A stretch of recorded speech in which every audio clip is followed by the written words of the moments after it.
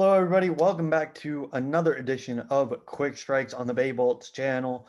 The Lightning with another victory, taking down the Chicago Blackhawks 4-2 in their final reverse retro jersey night. My name is Michael Weiss, joined as always with my co-host Jake Greger. Jake, you're rocking the hat, you're rocking the jersey. You were there in person tonight, one of the 3,800 there. How was the experience? How you doing tonight? Michael, it was absolutely amazing to be back inside that arena, even though it was just 3,800 Lightning fans in there. Just to be back and hear that crowd roar when we scored goals and ultimately won this game, it was one of the best feelings I've had in a long, long time. I haven't been to a Lightning game in over a year now, which is absolutely crazy to say, but so happy to be back in the arena. Cannot wait until we get full capacity going again. But an awesome game from the Bolts today as well, so can't wait to get into that. Yeah, very, very solid game for the Lightning for the most part. I think they struggled at times, but for the most part, they played fairly well. And let's jump into that first positive, the fourth line, and specifically the guy that makes the fourth line click the way he does, Ross Colton. Colton drawing into his second consecutive game for the first time this season, and he was dominant. He was controlling play in the offensive zone whenever they would have breakouts for Chicago's sake, he would break them up very quickly. Helps that he's playing with some solid defenders behind him, but he's looked like he's belonged in his NHL time. And with that third period goal, he gave the Lightning the lead. A beautiful pass from Matthew Joseph, a beautiful goal for Ross Colton. Jake, I'm going to lead it to you, but here's some footage from the goal.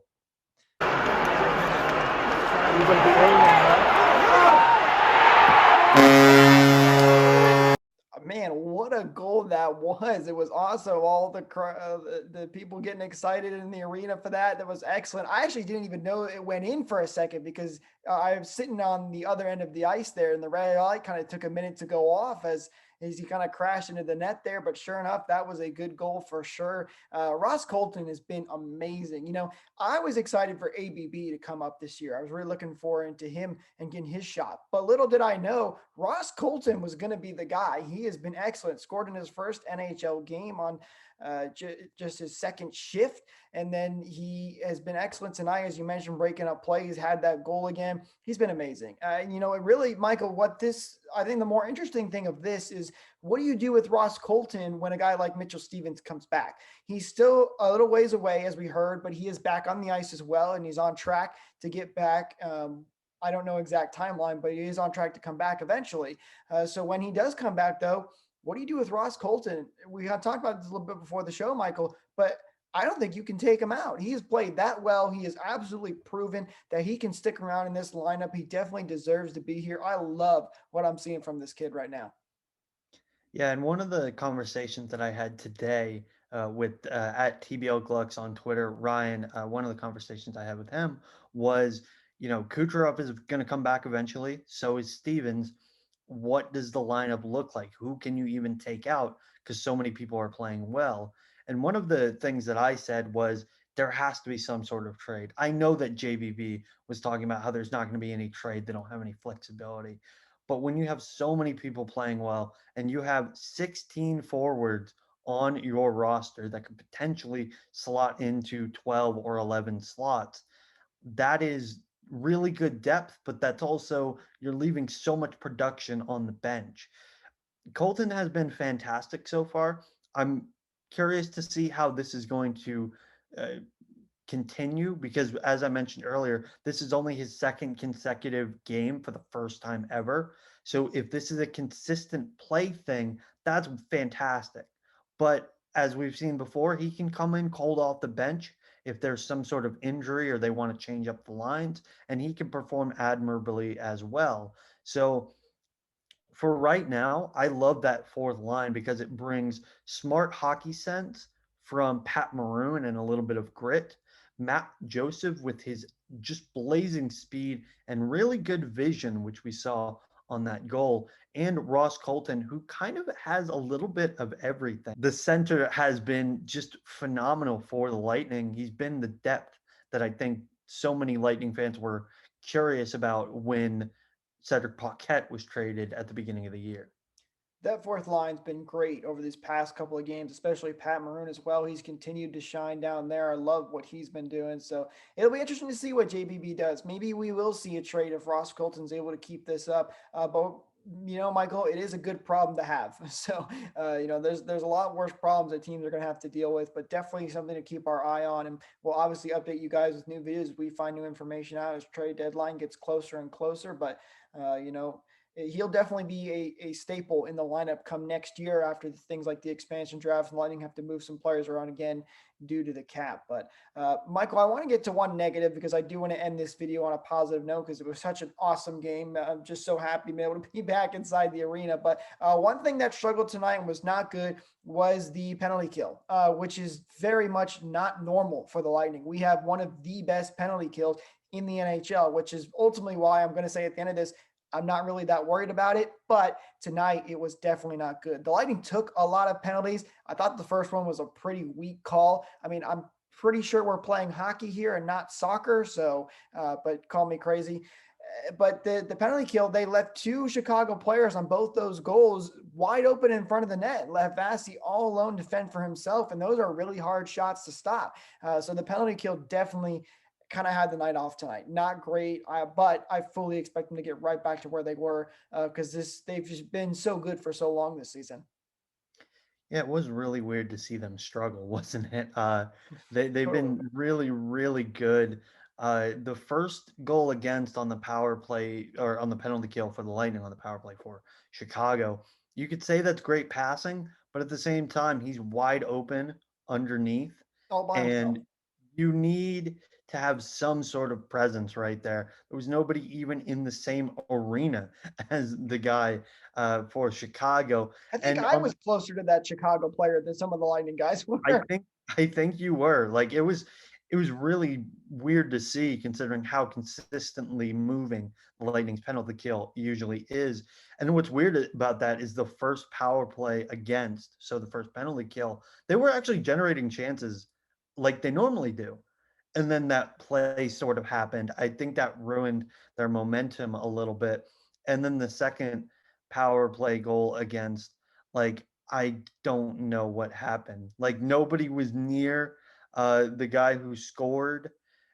It was a moment where like Chernak, McDonough, Goudreau, and Coleman just all lost their men. I'll say less so Chernak because he was defending the guy along the boards. But those other three, I understand that you want to keep track of the late man and make sure that he doesn't get a pass in front so he is a wide open net for a probably out of position Vasilevsky.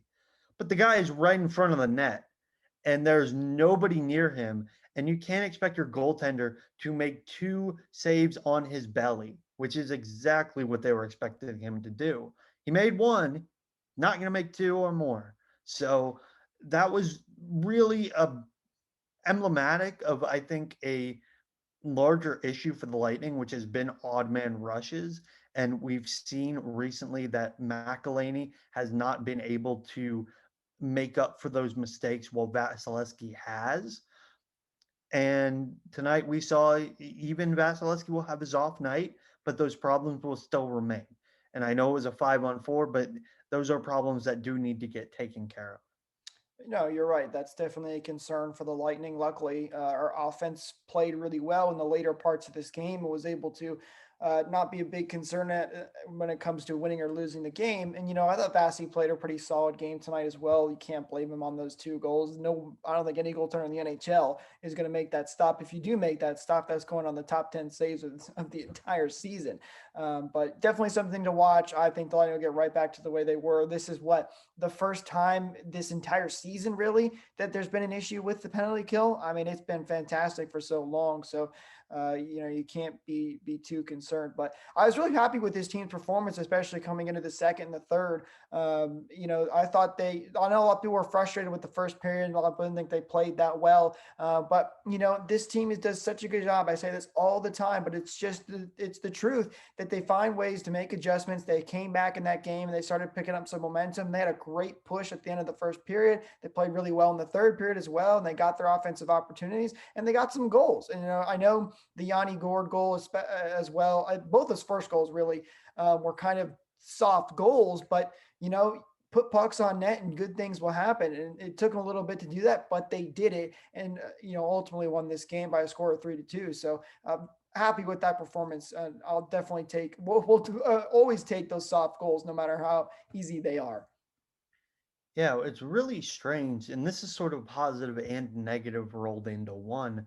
But I thought that the line with the most goals, which was the Stamkos, Gord, and Killorn line, kind of struggled. Like they were generating chances in the early part of the first period, but they were also hemmed in their defensive zone for a while for the rest of the game.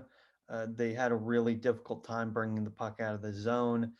The top line did not have the greatest of games, which is again weird to say, considering how good they've been recently. And the bottom six was awesome. Like we've ragged on Tyler Johnson before, more so I've ragged on Tyler Johnson before. But ever since he has become the third line center, he has done exactly what the Lightning have needed him to do, which is generate scoring chances and put in a couple of goals and get a couple of assists. And the fact that he's playing with uh, Goudreau and Coleman, that sort of helps. Those are guys that can really push him. And the fourth line we've already talked about. What a find Ross Colton is to really plug into that fourth line and make them go with the way that they were performing before Mitchell Stevens got hurt. Moving Matthew Joseph to his natural wing position, I think, also helps with that as well. But the bottom six is a definite positive in the past couple of games. The top six, just in this game, was a negative for me.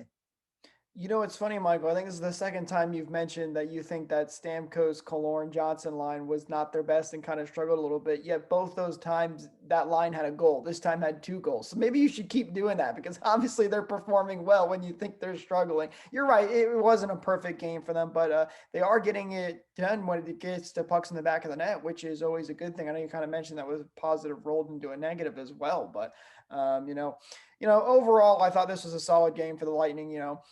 Obviously, penalty kill and taking those penalties were not great, and that's something that needs to be worked on. But I can't complain too much really, because overall it was a really solid game. The Lightning have one of the best penalty kills, and they'll get right back to it. Vasi played solid. Um, it was just a great game overall. Maybe that's just because I'm being really biased right now, because I was able to be at the game. I had so much fun just enjoying being there. Which, by the way, I thought the Lightning did an excellent job with all that going on in a limited capacity. They have everybody wearing masks there and social distance. From a perspective of inside the arena, they did a great job as well. I'm kind of bummed though, Michael, that this was our last reverse retro tonight. These jerseys look so good on the ice. They look fantastic. I really hope the Lightning listen to the fans here and do another night of these, because they're a lot of fun. I don't know if you could hear it on the broadcast as well, but the goal horn, they're using the Friends theme song as the goal song, where when we scored goals, which was kind of cool and fun, something different. But they did an excellent job. Amalie Arena staff, shout out to all of you working those games. It's a lot of fun. Yeah, I'm sure from just seeing it on television that being in person was great. As far as a final positive for me, the Lightning actually won more than 50% of their faceoffs today, which is Hey, there we something go. that we don't normally see, and it's a welcome sight to see. 57.1%. I know they're playing the Blackhawks. I know the Blackhawks have not been good for a long time, Hey, that but any might night be they the highest of the season. exactly. Any night that you can win more than 50% of your faceoffs and maintain possession on the opening draws to start off timed with 3, 4, 5 minutes without a whistle is always warranted.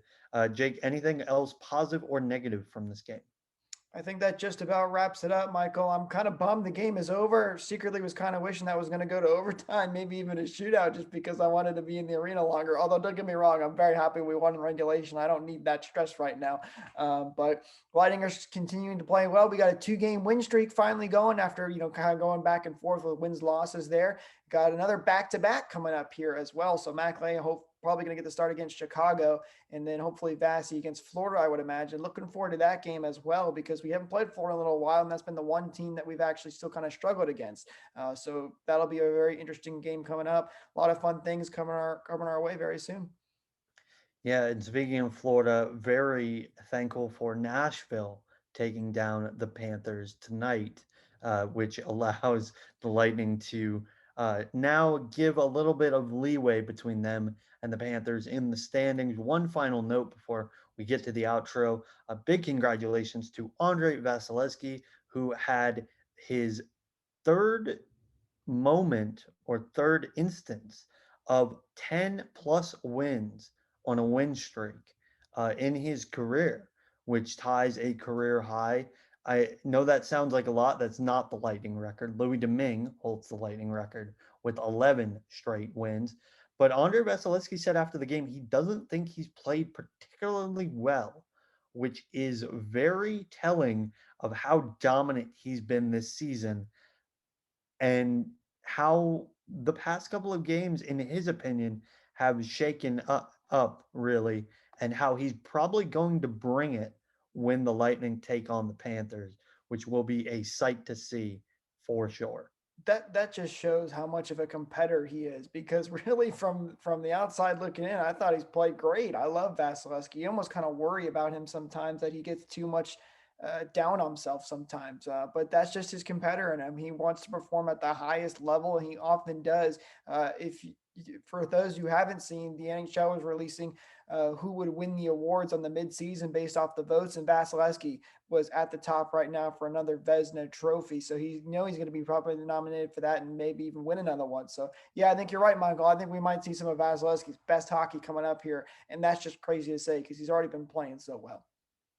Exactly. And guys, comment down below. Let us know what you thought of the reverse retros, Ross Colton performance, Andre Vasilevsky's performance as of late, and whether or not you think that Andre Vasilevsky is just talking for the sake of talk with saying that he hasn't performed very well. But that's going to do it for this edition of Quick Strikes, guys. Thank you so much for watching. Like, share, and subscribe, all that good stuff. Ring that bell for notifications. We will let you know when the next video comes out every single time if you ring that bell. Also, make sure to follow us on Twitter, Instagram, Facebook, all our social media platforms at Bay_Vaults. We cover the games on Twitter, so come hang out with us. Both games this weekend will be at 4 p.m. on Saturday and Sunday. So be sure to remind yourselves if you want a reminder, come back to this video. Guys, thank you so much for watching once again. And remember, the Tampa Bay Lightning are still defending Stanley Cup champions. Go Bolts.